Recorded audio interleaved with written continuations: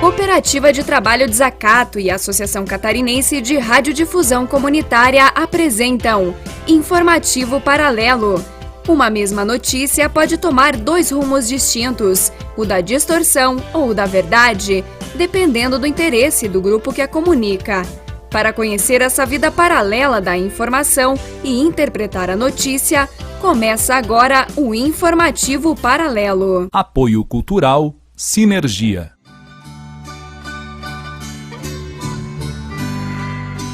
Debulhar o trigo, recolher cada baco do trigo, forjar no trigo milagre do pão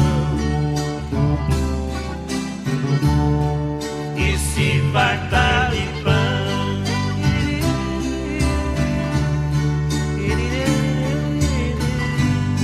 Yeah.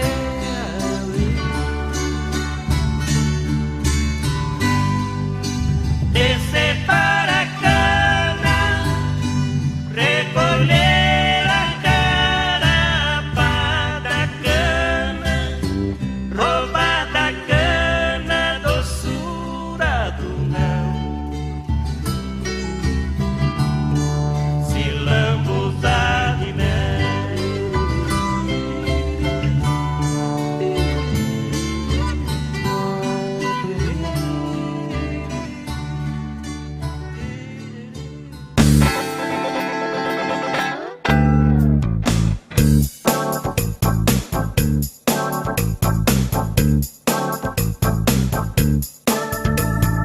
Oi pessoal, começa a partir de agora mais um Informativo Paralelo, programa rádio web da Cooperativa Comunicacional Sul e do Portal Desacato, reproduzido pelas rádios Campeche e Pinheira aqui da Grande Florianópolis e Rádio Cultura Comunitária em São Miguel do Oeste. Você também encontra este programa disponível para baixar no Portal Desacato e redes sociais.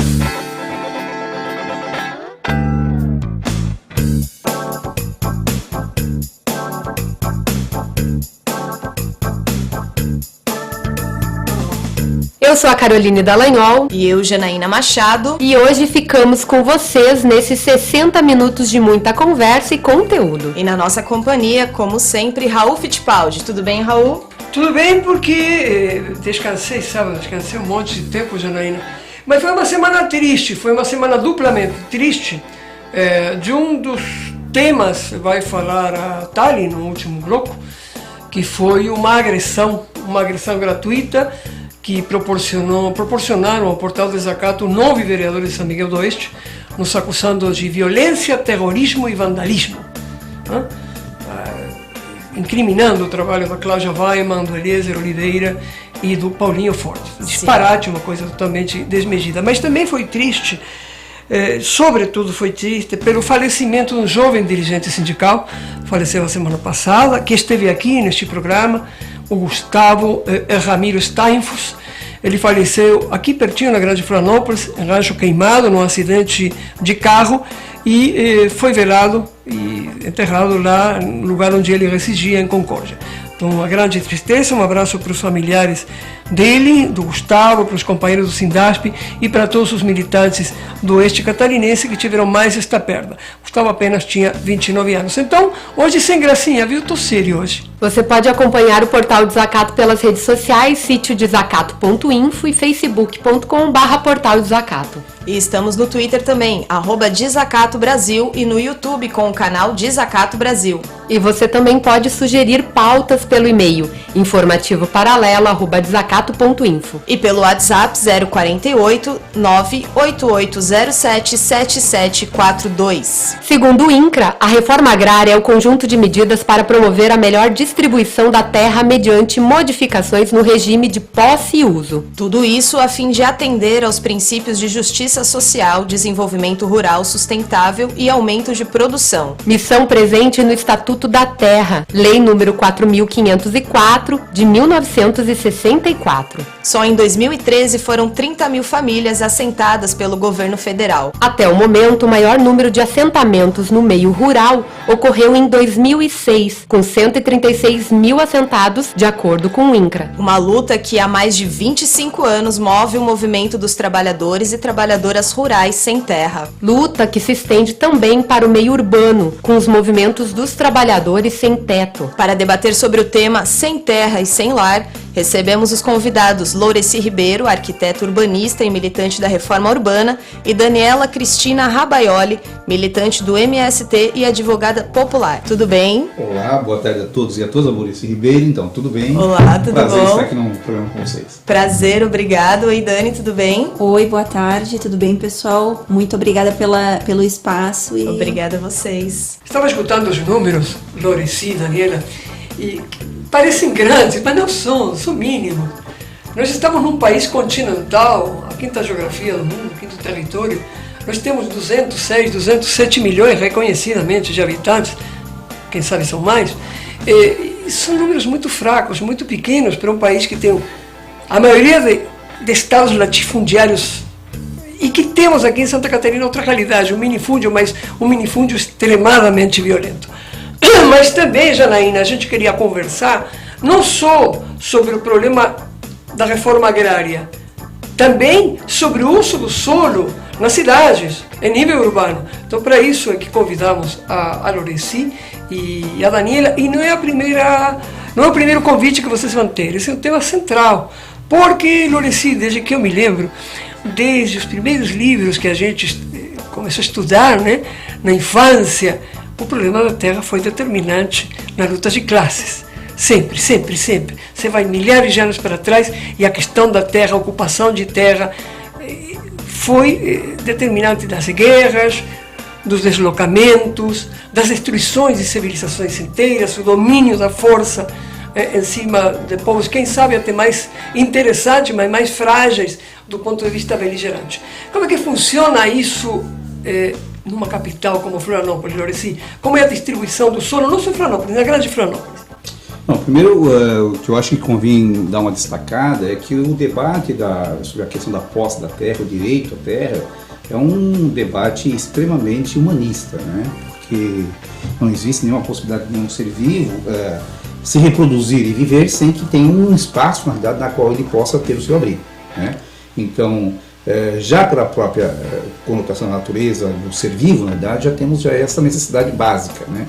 O processo de apropriação privada por parte da terra, que seria um bem público, na verdade, é uma invenção do homem e da sua forma de organização, na verdade, né? E com certeza das estruturas de manutenção e de reprodução do poder, né? E é exatamente nesse conflito de interesses, muitas vezes, que se estabelece esse debate. Então, Florianópolis está dentro desse contexto no que diz respeito às questões vinculadas à distribuição de acesso à terra, em Florianópolis, em especial para a questão da moradia e dos mais diversos serviços públicos. Daniela, esses números que relatavam Caroline e Janaína, para o público desavisado podem parecer muito, mas na verdade para a reforma agrária está meio que estagnada, né? Exatamente. Até é interessante notar, Raul, que nesses números que foram apresentados, nós tivemos realmente um período que houve um aumento significativo, né, do assentamento de famílias. Entretanto, isso porque existia realmente um déficit muito grande de famílias, ou seja, o que é esse déficit? Famílias, por um lado, famílias que estavam em situação de acampamento, né, ou seja, ocupando provisoriamente um determinado espaço de terra, e por outro lado, um grande número de famílias que sequer estão articuladas em algum movimento social ou organizadas de alguma forma para reivindicar a política de reforma agrária. Vamos ouvir agora o comentário da nossa amiga e jornalista Elaine Tavares. Comentário ímpar. Terra e trabalho, companheiros, são os pilares onde se sustenta o modo capitalista de produção. O roubo das terras dos camponeses na Europa e na América Latina dos indígenas foi o que conseguiu fazer com que as populações então rurais migrassem para a cidade, onde passaram a ser exploradas pelos donos de fábrica e dos comércios. Sem o roubo das terras, não haveria capitalismo. Essa é a origem do sistema que nos domina. Por isso que a reforma agrária é um primeiro passo para a construção de uma nova sociedade. Digo primeiro passo porque a reforma agrária é uma reforma, ou seja, uma mudança ainda dentro dos marcos do capitalismo. Restituir a terra aos que verdadeiramente nela trabalham, por si só, não resolve muita coisa. É preciso uma nova proposta de distribuição, de agricultura, que contemple os pequenos, as famílias, que garanta a produção de alimentos saudáveis e ponha fim a esse crime que se comete todos os dias com as grandes fazendas envenenando sistematicamente a comida que a gente come. Seria também o fim do latifúndio, que hoje é o responsável pelo que chamam de agronegócio, a produção apenas para a exportação, sem qualquer preocupação com o ambiente ou com a qualidade do alimento. O agronegócio não é pop. Ele segue sendo o ladrão de terras, avançando sobre os pequenos e sobre os indígenas sem compaixão. A mesma coisa podemos dizer sobre a reforma urbana, que é a distribuição das terras nas cidades. Quem mora numa cidade como Florianópolis, por exemplo, sabe o quanto é quase impossível para um trabalhador garantir um pedaço de terra para morar. Sem uma reforma estrutural no modo de viver e planejar a cidade, também não podemos pensar em uma melhor forma de distribuição da terra. Hoje, os melhores espaços são para os ricos e são caros. Aos trabalhadores fica relegada a periferia, cada vez mais longe do centro, e muitas vezes tendo de recorrer à ocupação, pois os trabalhadores não conseguem garantir nem mesmo o aluguel, que dirá a casa própria. As reformas agrárias e urbanas são estruturais, precisam ser pensadas desde a raiz. Na capital de Santa Catarina, o ambientalista Gert Schinck escreveu um livro no qual mostra com documentos como os poderosos, os ricos que hoje ostentam sua riqueza, roubaram as terras ao longo dos anos. Ninguém fica rico trabalhando. Toda riqueza tem sangue e violência nas mãos. Assim é com a terra.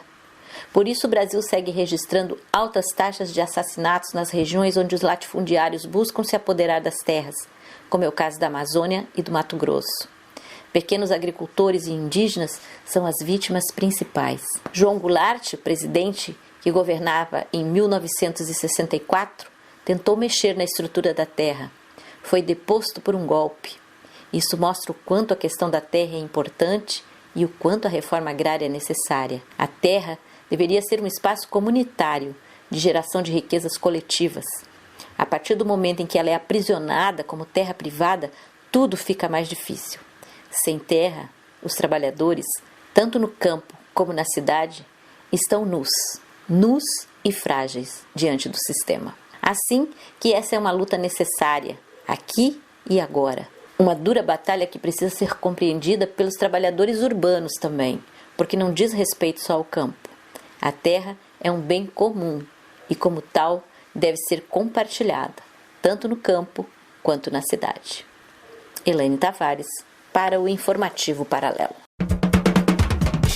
Comentário ímpar.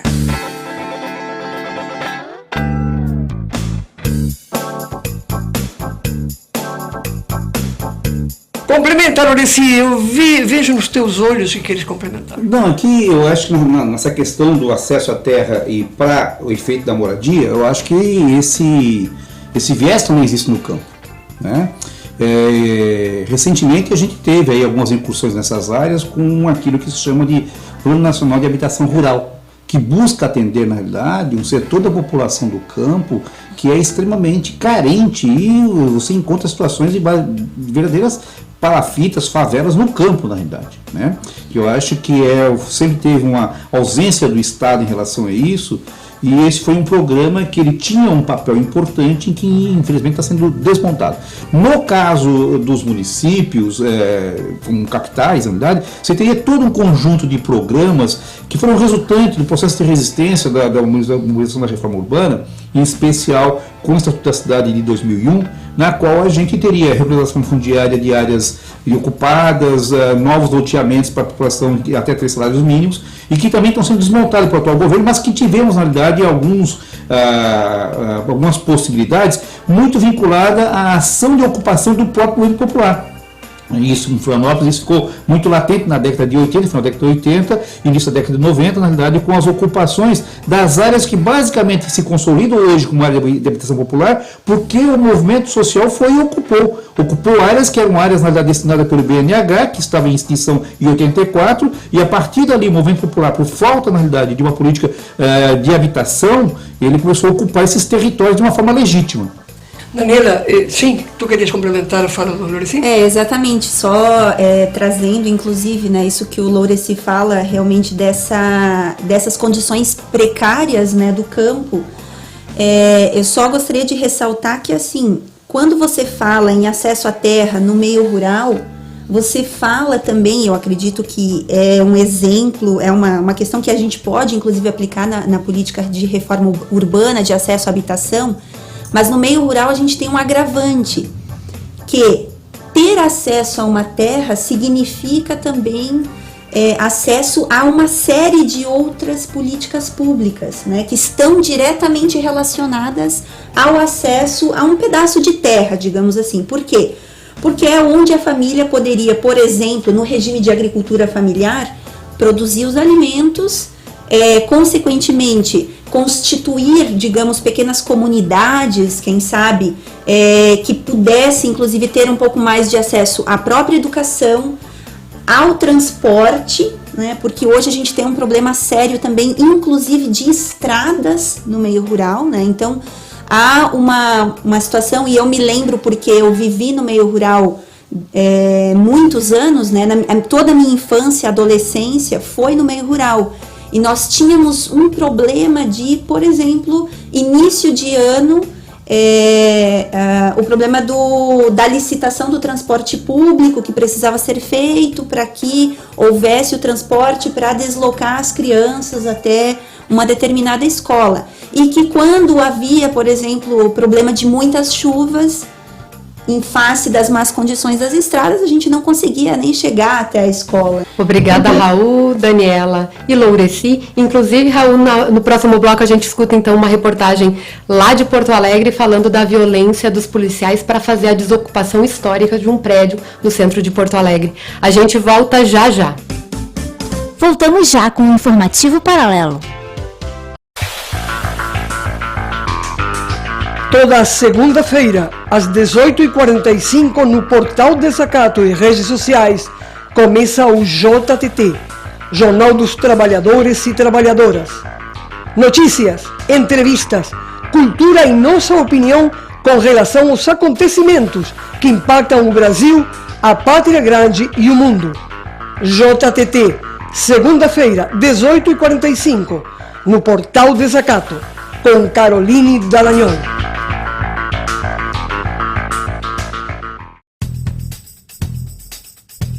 O Núcleo Catarina do Centro de Estudos da Mídia Alternativa Barão de Tararé soma-se a outras entidades e movimentos sociais que lutam pela democratização da comunicação, visando conquistar maior pluralidade e diversidade informativa e cultural no país, em especial em Santa Catarina. Núcleo Catarina do Barão de Tararé, referência na luta pela democratização da mídia no Brasil. Portal Desacato, 10 anos de jornalismo em resistência. A outra informação sobre a Pátria Grande, atenta a todos os cantos da terra, onde existam movimentos sociais lutando contra as injustiças do capitalismo e do imperialismo. Desacato.info, 10 anos de credibilidade com as trabalhadoras e trabalhadores, as minorias e os excluídos. 10 anos tecendo redes para a liberdade. A Abraço. A Associação Catarinense de Radiodifusão Comunitária atua em todo o estado fazendo comunicação comunitária de fato. Representa a radiodifusão comunitária contando com mais de 70 emissoras associadas e atendendo mais de 1 milhão de ouvintes com o JT, Jornal dos Trabalhadores de Santa Catarina, que vai ao ar diariamente. Visite nosso portal www.abracosc.com.br. Aqui, o foco é você trabalhador e a notícia da sua comunidade. Informativo Paralelo está de volta com a outra informação.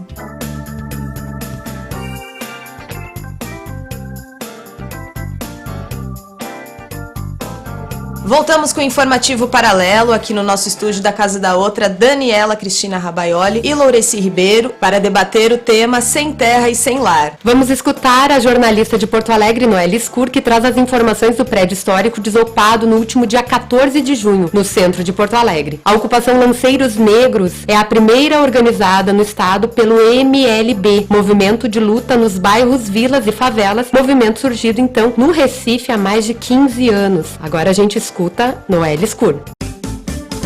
Olá, Carol, e aos ouvintes do Informativo Paralelo. As últimas semanas foram de repercussão na capital gaúcha. As famílias do movimento Lanceiros Negros, que viviam em um prédio do estado no centro da cidade, foram retiradas pela polícia. A forma como foi feita a desocupação gerou muita polêmica. Foi durante a noite do dia 14 de junho que a polícia usou de bombas de gás lacrimogênio e derrubou as portas do local. Na ocasião, o deputado estadual Jefferson Fernandes, do PT, acabou sendo agredido e preso, depois foi liberado em seguida. Ele estava representando a Comissão de Direitos Humanos da Assembleia Legislativa e depois disso houve inclusive a abertura de uma comissão temporária no Legislativo Gaúcho para investigar o que realmente aconteceu nesta abordagem e nesta ação da Polícia Militar. Outro ponto de questionamento foi a escolha para a reintegração de posse ser durante a noite, porque, segundo a ação expedida pela Justiça, tinha o objetivo de não atrapalhar o trânsito. Parte das famílias precisou ser levada para um ginásio ofertado pelo governo, mas sem estrutura, e por isso uma nova ocupação aconteceu na última semana, desta vez em um prédio onde funcionava um antigo hotel, o Hotel Açores, também no centro histórico de Porto Alegre. O local estava abandonado.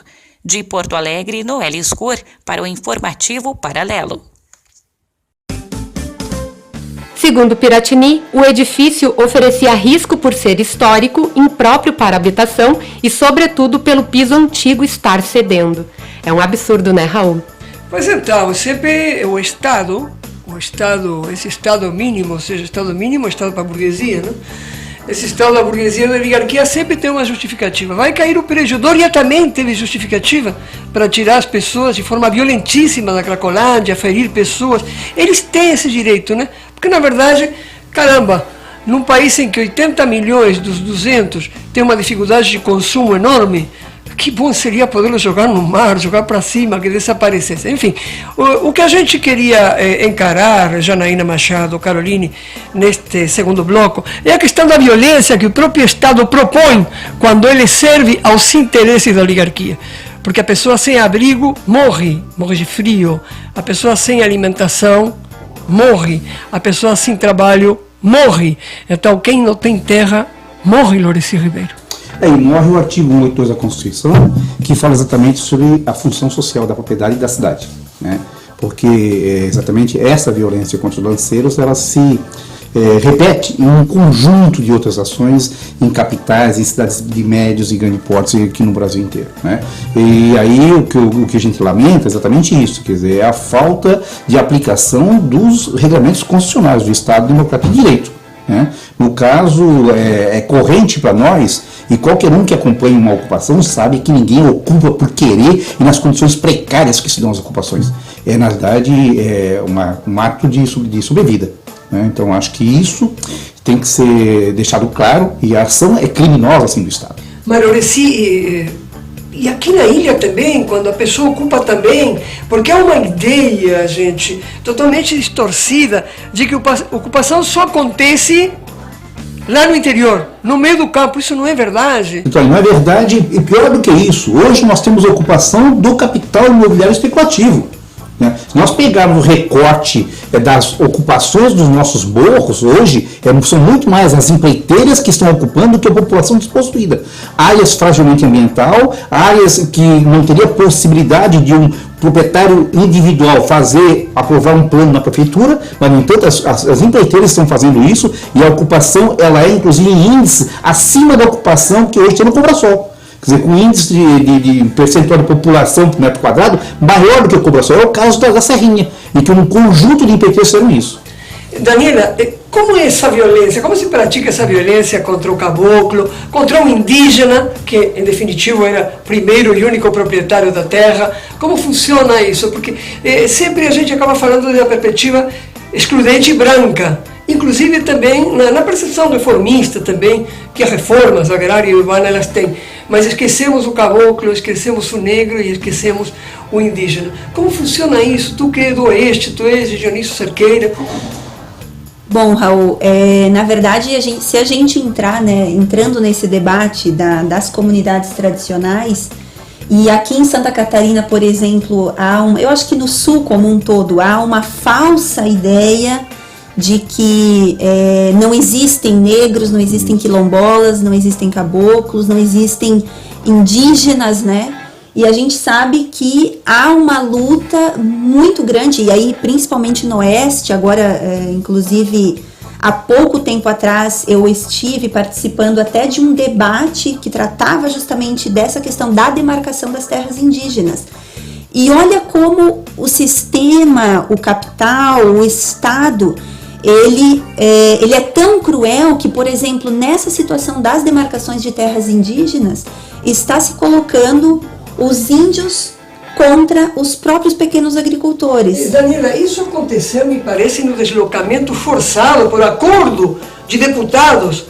Um deles foi vaiado outro dia, né?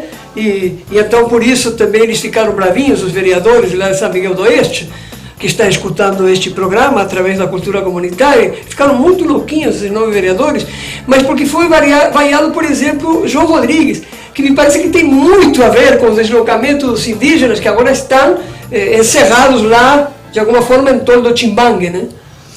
Na verdade, a questão da demarcação das terras indígenas, e aí eu já entro um pouco também, não só das terras indígenas, como as quilombolas e como também de outras comunidades tradicionais, como é o exemplo dos pescadores, né, e outros. Por exemplo, aqui a gente tem em Imbituba, né, agora está num processo terrível. Só para adiantar, inclusive, amanhã nós teremos uma audiência num processo de reintegração de posse da Codesc, que é uma empresa estadual, contra a associação comunitária lá desses agricultores, a Acorde. Então, é um exemplo desse processo nacional de principalmente fomentado, e aí eu já entro eu acho que por isso que eu gostaria até de ressaltar essa questão da força com que está vindo ou está trabalhando agora a bancada ruralista, né, no Congresso. Eu não queria ser infame, Loreci e Daniela, mas eu não quero esquecer também do Valgir Colato, porque ele tem seus louros, né? Não só o João Rodrigues, Valgir Colato, Celso Maldaner. Essas figuras estão agredindo de uma forma tal as comunidades mais despossuídas. Eu não sei como isso se visualiza na capital.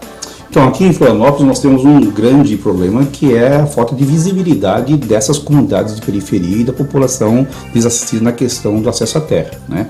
O Plano Diretor Municipal de Florianópolis, por exemplo, ele faz totalmente um desserviço à lei dos povos tradicionais, porque deveria ter o quilombola que nós temos no Rio Vermelho, temos o quilombola no Rio Vermelho, certo? Né?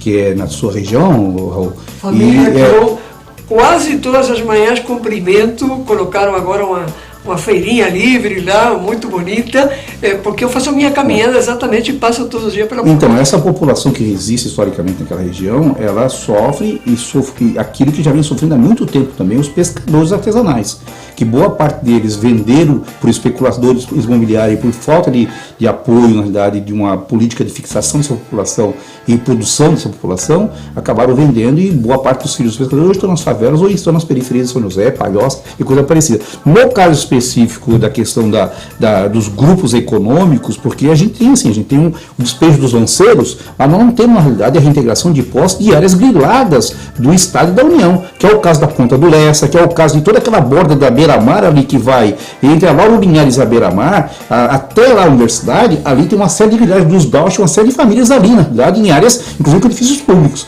Mas aí, para isso o Estado não serve. A função social da propriedade, ela acaba não valendo quando a gente poderia ter resgatado, inclusive, patrimônios públicos, ou seja, ter reversão de recursos com esse valor. Isso se deu lá nos ingleses, isso se dá lá, inclusive, com São Santinho e outras áreas.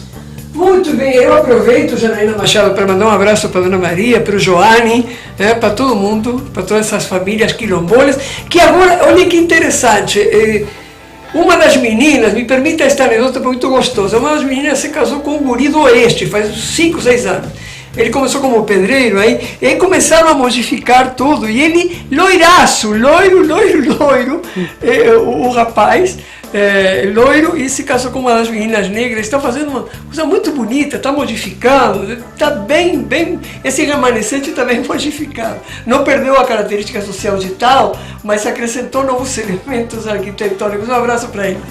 Um abraço, e agora a gente vai fazer um breve intervalo, e já que falamos em São Miguel do Oeste, nesse terceiro bloco a gente vai viajar com Cláudia Weiman, Pedro Pinheiro e Júlia Sajorato, e a gente volta já já. Voltamos já com um informativo paralelo.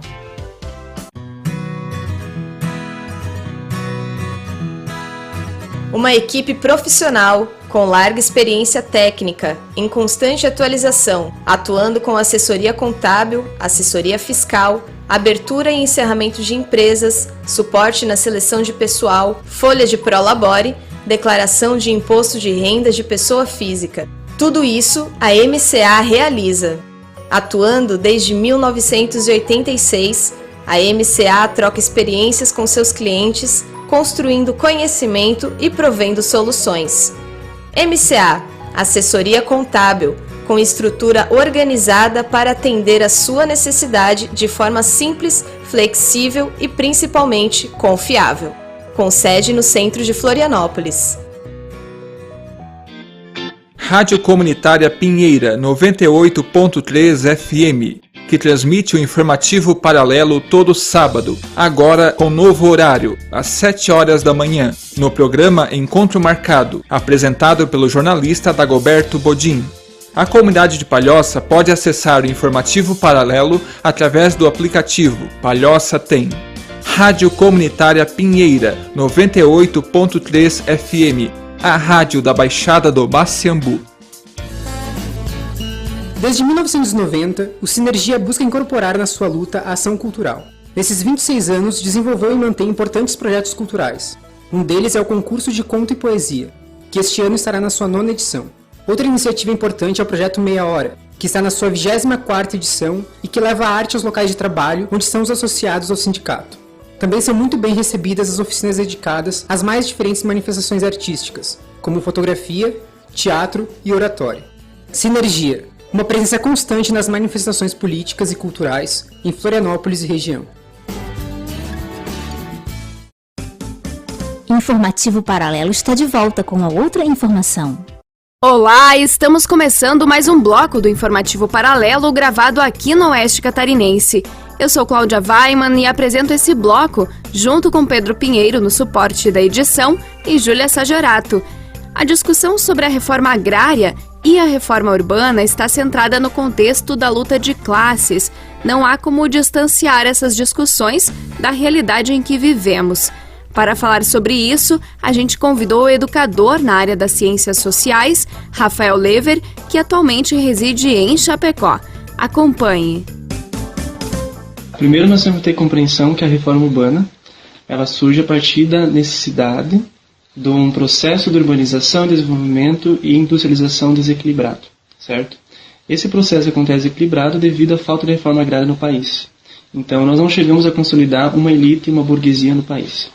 Então, não consolidando isso, a gente criou diversas demandas no espaço urbano devido a esse desequilíbrio. Certo? Nós temos que pensar em reforma urbana também, uma perspectiva política, principalmente, que é pensar como é que as pessoas vão de fato participar dos processos de decisão da cidade. Se as pessoas não tiverem condições de participar, essas condições ela tem que passar pela questão de formação, de mobilidade, assim por diante, para que elas tenham condições de participar e pautar as coisas. Porque se elas não pautam, elas não conseguem pautar a partir da perspectiva de classe. Se não pautar a partir disso, a população continua servindo de manutenção aos interesses da burguesia da cidade, certo?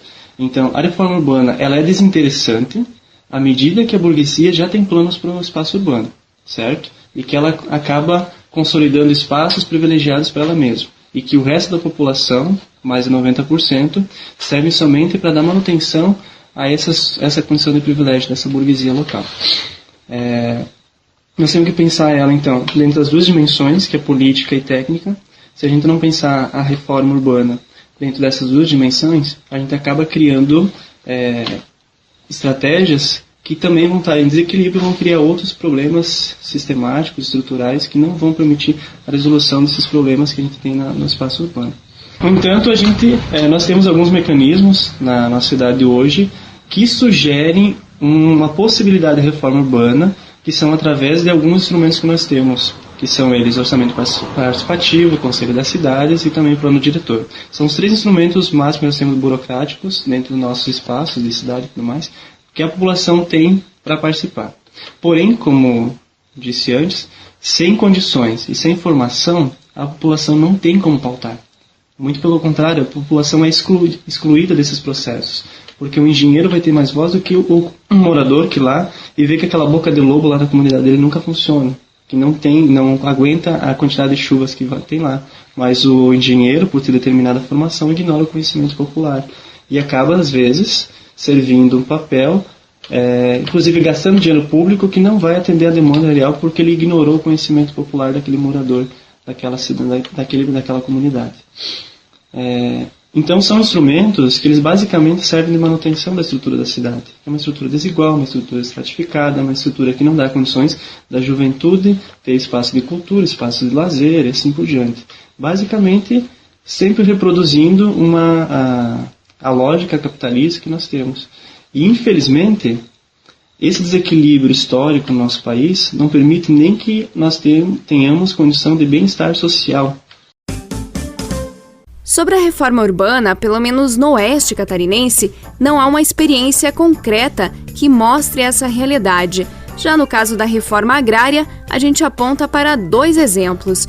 O primeiro deles é de Abelardo Luz, na voz do educador e comunicador da Rádio Terra Livre, Florentino Camargo. Olá, saudação a todos e todas. É um prazer mais uma vez estar aqui contribuindo com o portal da Zacato, informativo paralelo.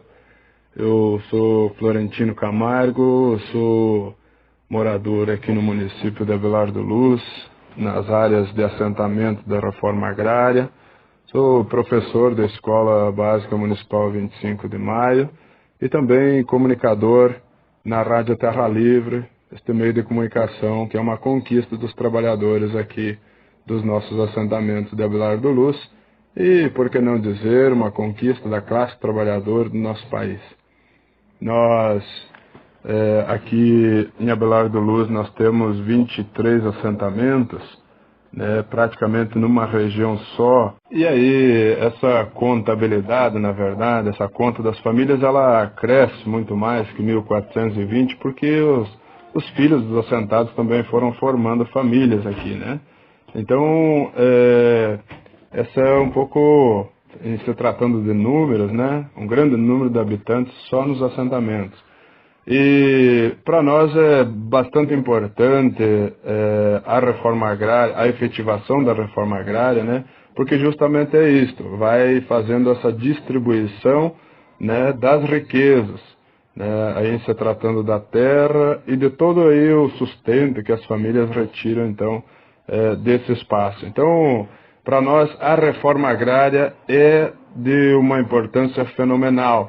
Também, só para o pessoal conhecer um pouco mais através desta fala, Nós temos duas grandes sedes dos assentamentos, que é no assentamento José Maria, onde nós temos a Escola de Educação, da Educação Infantil, né, claro, até os anos finais, o 9º ano. Depois nós temos o ensino médio, a Escola de Ensino Médio Paulo Freire, e também o Instituto Federal Catarinense, uma conquista recente, aí de 2 para 3 anos, dos trabalhadores camponeses. Então esta é uma das grandes sedes, também com ginásio de esporte e tal. E no assentamento 25 de Maio, outra grande sede, com a Escola Básica Municipal 25 de Maio, a Escola de Ensino Médio Semente da Conquista. E também aqui no assentamento 25 de Maio nós temos a APAI, que atende também várias pessoas. Também nós temos a Cooper Oeste, né, que é a cooperativa dos assentados. Temos a Rádio Terra Livre aqui no assentamento 25 de Maio. Então, esse balanço geral aí, nós temos nas escolas diretamente envolvidos, nós temos mais de 1.000 alunos, mais de 1.000 estudantes, e toda a movimentação, sem falar aí da questão da produção, né, dos assentamentos, a produção leiteira bastante forte, e também todo o pessoal que trabalha nessas instituições, escolas, postos de saúde, que no assentamento José Maria também tem uma unidade básica de saúde, e aqui no assentamento 25 de Maio.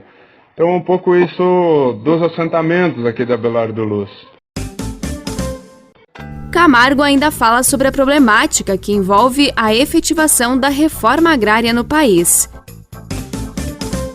Hoje nós estamos vivendo um período difícil da realidade brasileira, né, e pós-golpe, e com este golpe infame feito pela elite, logo após o golpe eles aprovaram a 759, que é a legislação que rege a questão da terra no Brasil, e aí é uma liberação total para os fazendeiros fazerem o que bem quiserem, para a elite de forma geral, e para os trabalhadores nada. E isso trava a reforma agrária de um jeito que é escandaloso isso, né?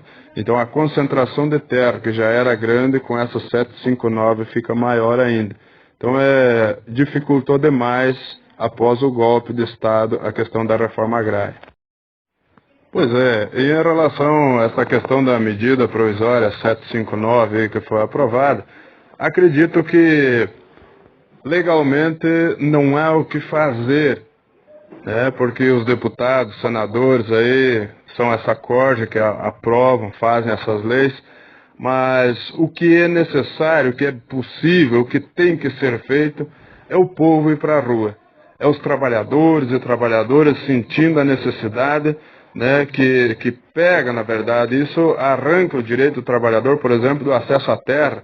E os trabalhadores têm que ir para a rua, têm que se mobilizar contra tudo isso que está acontecendo no país. Então, contra os desmandos desses capitalistas, é só a luta dos trabalhadores na rua.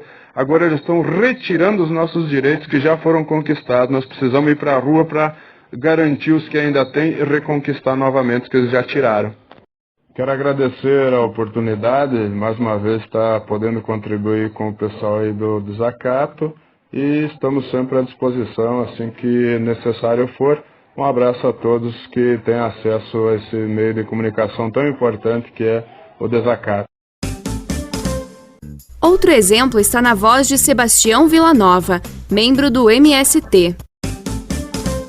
Sou Sebastião Villanova, tenho um lote no município de Barra Bonita, assentado desde 85, né?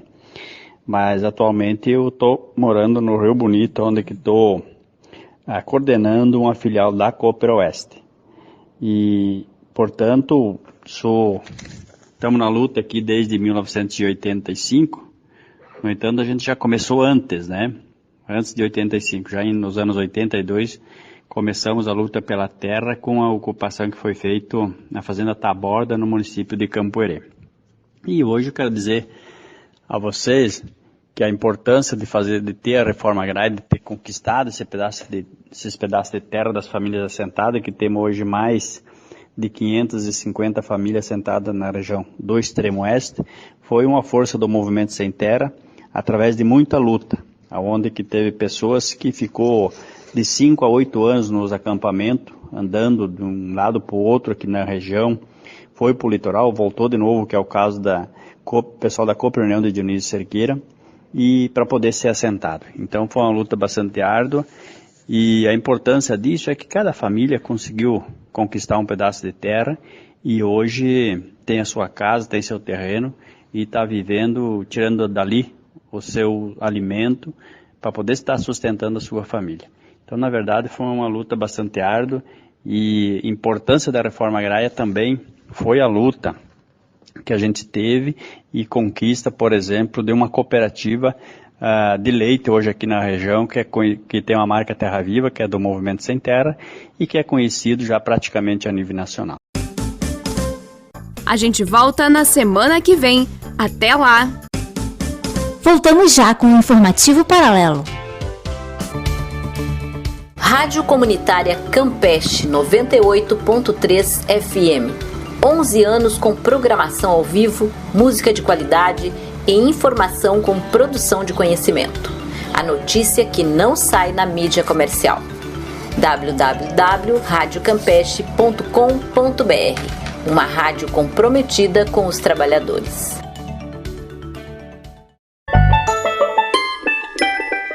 O Sinergia, Sindicato dos Trabalhadores da Indústria e Energia Elétrica de Florianópolis e região, edita desde 1988 o jornal Linha Viva. É um dos jornais sindicais mais longevos do Brasil. São 28 anos de edições semanais ininterruptas, com uma tiragem de 4.000 exemplares, levando notícias para os trabalhadores da Celesc, Eletrosul, Tractebel, ONS e para empresas menores e cooperativas da eletrificação rural. Tensionando para ultrapassar as barreiras do corporativismo, o jornal tem uma de suas páginas sempre dedicada à cultura, arte e comportamento. Vida longa ao Linha Viva! Informativo Paralelo está de volta com a outra informação. Voltamos com o Informativo Paralelo, debatendo Sem Terra, Sem Lar, as reformas urbanas e reforma agrária com Daniela Cristina e Loureci Ribeiro. Daniela e Loureci, eu aproveito para fazer uma pergunta, porque antes nos demais blocos vocês falavam sobre a questão, justamente o Loureci fez essa ênfase, né, dos condomínios das empreiteiras que fazem invasão, eles não ocupam, eles invadem o lugar, só que sempre a invasão, entre aspas, fica só do MST, é sempre a invasão é das periferias, a gente vê cada vez mais isso. Então são violências duplicadas, além de ter a violência física, que é quando a polícia vai para cima dessas comunidades, tem a violência simbólica também, né? Perfeito. Então eu acho que existe todo um processo de assédio, na realidade, né, à dignidade humana, né? Então eu acho que é isso. É como se a disputa pelo espaço para moradia, de um abrigo, fosse um ato totalmente violento quando o Estado não dá resposta, né? A falta de resposta do Estado nos cobra, na realidade, enquanto movimento social, enquanto sociedade, o ato de indignar-se. A revolta, na realidade, ela está estabelecida como um direito e um dever nosso. E isso nos atos, né, nos nossos acordos internacionais sobre a resistência contra o mau governo, né? E aí eu acho que nesse sentido nós poderíamos ampliar um pouco esse nosso debate, é o que vocês estão fazendo, que eu acho que é legal assim, ó, esse debate que está sendo montado aqui hoje pelos companheiros, ele tem uma importância, inclusive numa conjuntura que a gente está vivendo hoje, tá? Que tem os conflitos estabelecidos, mas tem algumas pontes abertas. Nós estamos no ano, por exemplo, da campanha Fraternidade, que trabalha a questão da defesa dos biomas. E os biomas só têm sentido para nós se for o bioma na qual o homem seria dele, inclusive para a sua sobrevivência, perfeito?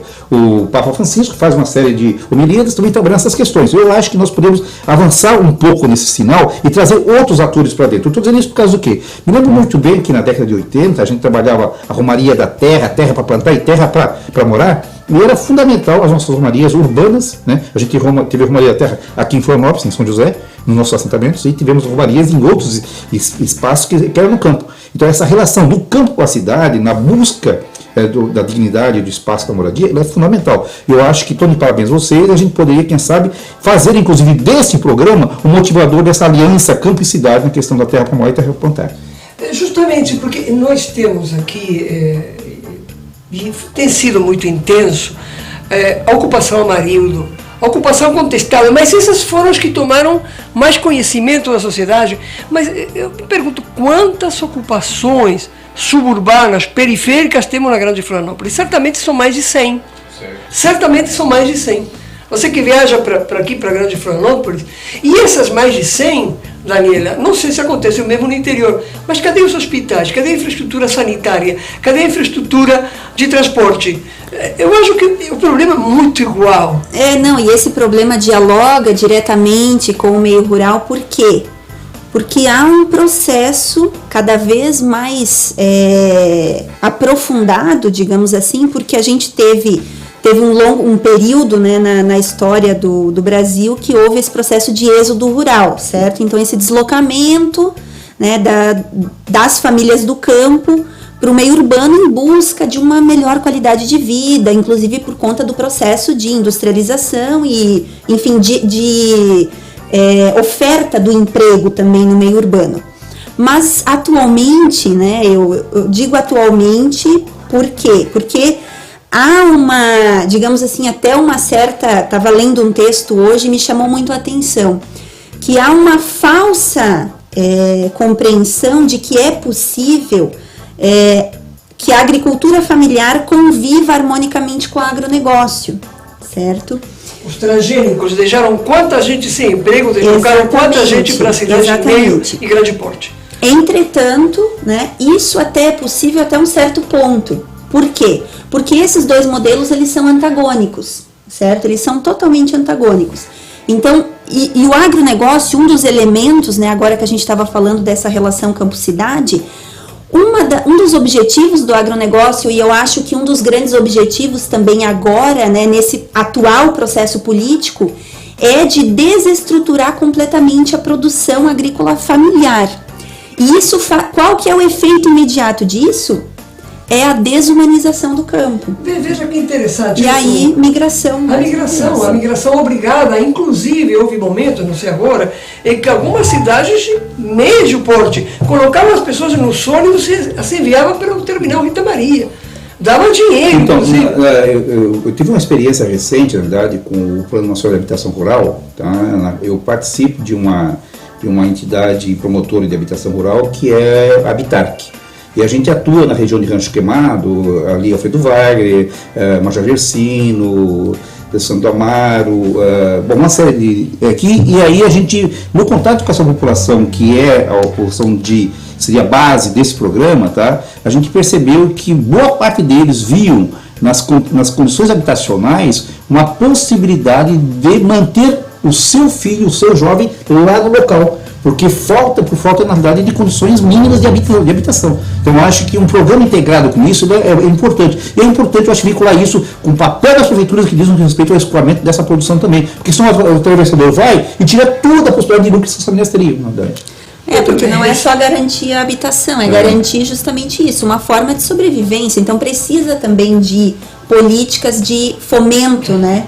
Muito bem, mas parece que eles não gostam, porque nós tivemos, eu já tinha anunciado minutos atrás, nós tivemos um fato muito desagradável esta semana, porque quando você dá visibilidade, parece que os interesses políticos, defensores do agronegócio, defensores da violência no campo, porque violência é que uma pessoa não tenha trabalho, não possa criar seus filhos no âmbito onde eles nasceram, essas pessoas se incomodam. E outro dia, na semana anterior, nós estávamos transmitindo ao vivo um debate com o DENIT sobre o melhoramento das estradas para escoar a produção dos pequenos agricultores, e lá foram, infelizmente, o deputado João Rodrigues, o deputado Celso Maldana, eles foram vaiados, o deputado Colato, e foram vaiados pela comunidade.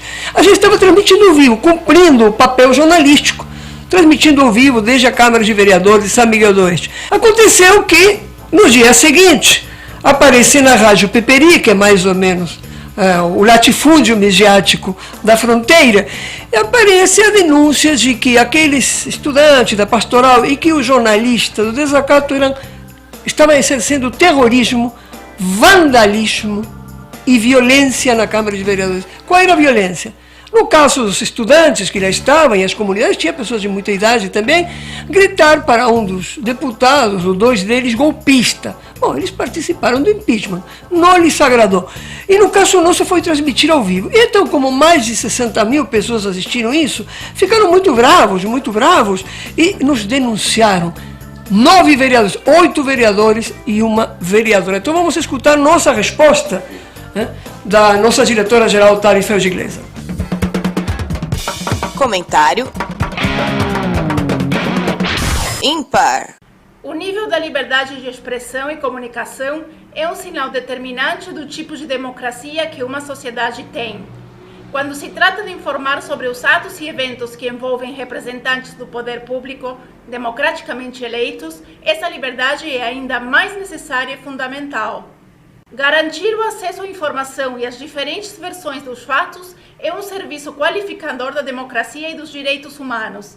Se esse direito sofre amedrontamento, perseguição, alienação, distorção ou ocultação, a democracia é ferida de morte. Por isso, a agressão pública inconsequente de 8 vereadores e uma vereadora do município catarinense de São Miguel do Oeste, a tarefa profissional da nossa equipe de jornalismo na audiência pública, acontecida na Câmara de Vereadores na semana passada, resulta num claro desrespeito à liberdade de expressão, de informar e ser informado, e uma tentativa falha de amedrontamento aos nossos companheiros e companheiras de trabalho. Repudiamos as infelizes declarações dos parlamentares de São Miguel do Oeste e exigimos uma retratação imediata a bem da democracia e da verdade. Comentário ímpar. Pois então, Loreci Ribeiro, arquiteto urbanista, companheiro de muitas lutas, Daniela, jovem advogada, jovem lutadora, entramos finalmente do programa. Vocês viram então que o latifúndio midiático está diretamente relacionado, os interesses dele, a violência dele, a forma, o insulto com que ele trabalha a mídia independente está intimamente relacionado com a luta que vocês também têm pelo direito à terra, seja urbana como rural. Loreci. Então, tem uma muito forte do poder municipal, dos executivos, dos legislativos municipais, no que diz respeito à afirmação ou à negação do direito à cidade, do direito à terra, do direito à vida digna, tá? Porque não somente o latifúndio, o grande, na realidade, ele atua de forma pesada e individual, mas ele se usa, na realidade, dessa estrutura pública, né? Nós tivemos, por exemplo, uma experiência nesses últimos 10, 15 anos de governo federal, que buscou algumas inclusões sociais, em que boa parte das prefeituras ganharam maquinários, na realidade, para abrir novas vias, para fazer pontilhões de acesso, e, na realidade, que daria uma possibilidade da população local estar, de fato, se apropriando daquilo para a sua produção. Mas, no entanto, boa parte desses equipamentos ficaram à mercê dos grandes proprietários de terra no interior. Ou seja, não existia uma apropriação da população local, do sindicato local, do partido local, do movimento local para isso. Por quê? Porque o governo municipal e os executivos municipais não estão a serviço disso. A mesma coisa se diz respeito no mundo urbano. Esse cenário que tu falas é fantástico. É realismo fantástico, diria o saudoso Garcia Marques. Porque eu imagino que esses capangas e esses donos da Casa Grande e esses coronéis do mato, que nós temos em menor proporção que no Norte e Nordeste, são mais, né, em proporções mais focadas, devem ser os donos da ambulância, ou seja, as que dizem se a pessoa pode vir a se atender no regional de São José, no HU, se solta a ambulância, não solta, se tem gasolina, não tem. Me parece que são os donos de tudo, né? A gente ainda volta, acho que a gente volta um pouco a lembrar daqueles momentos, até filmes, novelas, em que no âmbito dos municípios, né, quem mandava no padre, no delegado, no prefeito, enfim, uma relação de poder local, e isso nos pequenos municípios fica muito mais evidente, né, que grandes empresas, inclusive, né, as grandes empresas do agronegócio, principalmente, se a gente for buscar lá o oeste de Santa Catarina, dominam completamente todas as relações sociais que se estabelecem na cidade, né, na cidade e no município como um todo. nós temos situações em que, se a empresa deixar de funcionar naquele município, praticamente acaba com os empregos, acaba com, enfim, uma série de... Os municípios desaparecem? E os municípios correm o risco de desaparecer, exatamente. Então, há isso que você diz, né? É um controle total de toda a vida daquela população. Eu só queria, desculpa, pessoal, eu queria só lembrar agora que você falou da questão da mídia, do papel da mídia e das próprias campanhas, né? Só trazer um dado que a gente citou alguma coisa, né, sobre a questão dos transgênicos e o uso de agrotóxicos. Agora, eu acho um dos objetivos também da bancada ruralista nesse momento é justamente, agora até a gente está vendo, né, muitas propagandas, né? O agro é pop, o agro é isso, o agro é aquilo. Exatamente. Então, assim, isso por quê? Agora que vocês falaram, né, dessa transmissão, né, que o desacato fez de uma manifestação popular, né, no âmbito da Câmara. Sim, exatamente, né, uma questão corriqueira. Exatamente. Então, e aí há uma ofensiva, né, do agronegócio, de maneira geral, e da própria bancada ruralista, de fazer uma propaganda favorável, né, ao agronegócio, enfim. Por quê? Porque nesse processo que os movimentos históricos vêm fazendo de denúncia do agronegócio, denúncia dos transgênicos, denúncia do uso excessivo de agrotóxicos, há todo um processo de propaganda, e isso sim, nesses meios alternativos, a gente não está falando da grande mídia, né? Obrigada, Daniela Cristina Rabaioli, militante do MST e advogada popular, e Loureci Ribeiro, arquiteto urbanista e militante da Reforma Urbana, que estiveram aqui conosco para debater então esse assunto, que é Sem Terra, Sem Lar. Mas semana que vem, né, Janaína, a gente volta. Como sempre, toda semana um novo tema para ser debatido, e você pode mandar sua pauta, sua sugestão, sua crítica para o e-mail informativoparalelo@desacato.info. Lembrando que esse programa é feito pela Cooperativa Comunicacional Sul, juntamente com o Portal Desacato. E semana que vem tem mais. Tchau, tchau. Tchau. Informativo Paralelo é uma realização da Cooperativa de Trabalho Desacato, que se reproduz através da Associação Catarinense de Radiodifusão Comunitária e das rádios Campeche e Pinheira. Apresentação: Caroline Dallagnol, Janaína Machado e Cláudia Weiman. Comentários: Raul Fittipaldi e Elaine Tavares. Reportagens: Júlia Sagerato e Maiara Santos. Análise internacional: Thalifeld Glaser. Análise nacional: José Carlos Ferreira. Monitoramento da mídia: Tiago de Castilho com o quadro Décio Machado.